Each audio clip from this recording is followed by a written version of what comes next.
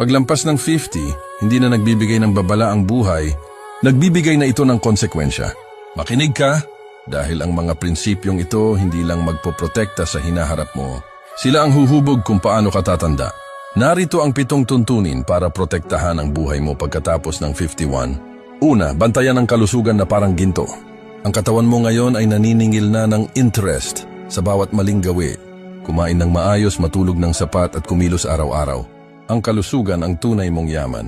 Ikalawa, putulin ang mga taong nagdadala ng stress. Mas mahalaga ang kapayapaan kaysa excitement. Kung pinapagod ka, binabastos ka, o sinisira ang balanse mo, bitawan mo na. Ikatlo, tigilan ang paggastos para magpa-impress. Walang pakialam ang iba sa imahe mo.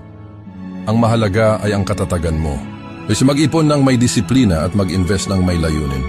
Ang pagdepende sa pagtanda ay isang tahimik na bitag. Ika-4, matutong magsabi ng hindi nagpapaliwanag. Hindi ka nandito para mag-please, nandito ka para protektahan ang oras at kapayapaan mo. Ika-5, lumayo sa drama. Hindi lahat ng gulo ay dapat mong patulan. Hindi lahat ng opinyon ay dapat mong sagutin. Yang enerhiya mo ay mahalaga, gamitin ito ng tama.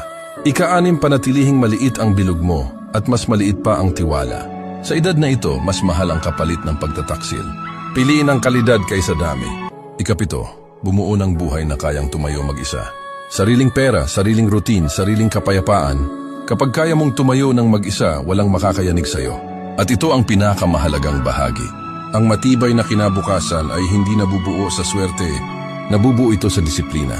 Protektahan mo ang kapayapaan mo, ang katawan mo, at ang kalayaan mo, at hindi ka lang basta tatanda, aangat ka.